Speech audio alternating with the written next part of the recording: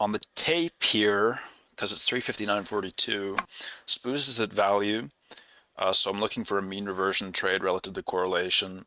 I get long, right? This right here, this is just tape for the Nasdaq. I don't have the SPOOS up yet. All this buying right there, that's the primary reason I'm getting in. I get long on all that buying, but we swap to a selling here. I'm just watching the queue. Long two, you can see the two right there. My scratch is right there. You can see it on the small filtered tape there and on the big filtered tape. This is size in the NASDAQ, and it's the perfect time for there to be sizes. 4 seconds until the close. We're about to hit into the market on close auction. So I went from one contract to two. I stacked there.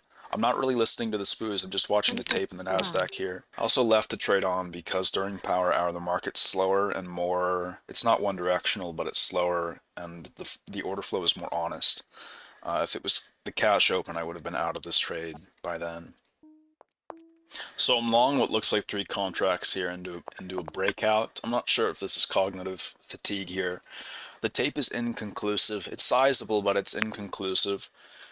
This is 5.8, which was a little less than a month ago. I stack 3. This is when I first started trading power hour, and I also get a strange fill here that I shouldn't have been able to get because it's demo ATAS. The demo fills they're worse than prop firm fills, which are worse than real fills.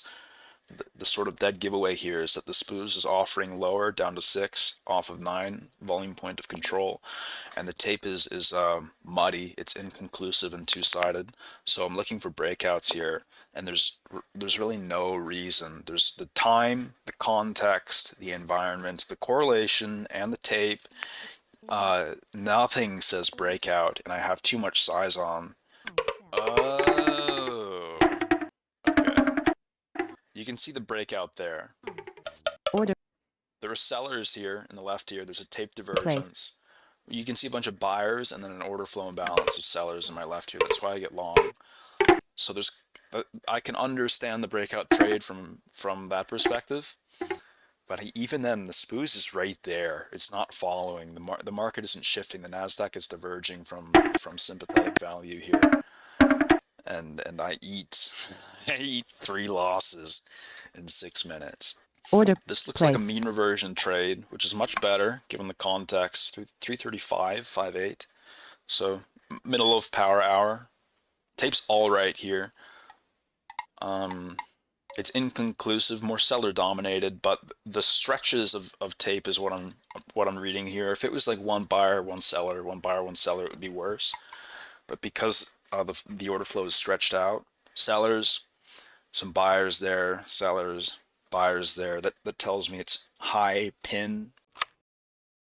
So what I'm recognizing here, I remember this as a limit Order filled. driven bid up, which is typically how power hour works. People who communicate, traders who communicate through limit orders, even though they are price sensitive, they are oftentimes the more informed trader. If the tape is quiet and the delta is quiet, and you see the queue stack and orders don't pull, somebody informed is intelligently moving size. This is a spoof trade. It says unnaturally thick the ask was even into power hour, but it's the bid that was unnaturally thick. So the queue here is 170, 173, 133, so on and so forth. The size is moderated up until you get to 6 where it's 350. That sticks out compared to everything else. My bet is they're spoofing. The primary reason for the trade is this. I want to see the start to lift. I throw my scratch in when it stacks to 100. I'm just looking for this queue to empty. And it doesn't empty, actually. I was wrong. So there is no spoof. Somebody trades 145 and then it collapses. So I got lucky. Somebody turned the market in my 100. favor. This is where I lost the most money on 511. I might eat my words here in a second. Order placed. But the queue's pretty honest on the ask. It's 121, but it was sitting at 100 before that. There's 1,000 contracts on the inside prints on the bid and 738 there. So there's about an imbalance of 300 aggressive market orders that have been absorbed there. And this is me compulsively Order getting long canceled. into it. I married this trade Order from a psychological placed. perspective. This offer at 2 is just absorbing. It's absorbed 300 contracts, and it's me getting long or me trying to buy into an iceberg and just getting absorbed over and over again. This is 520. Right here, I think is the 2-year treasuries. This is the SPOOS, S&P 500.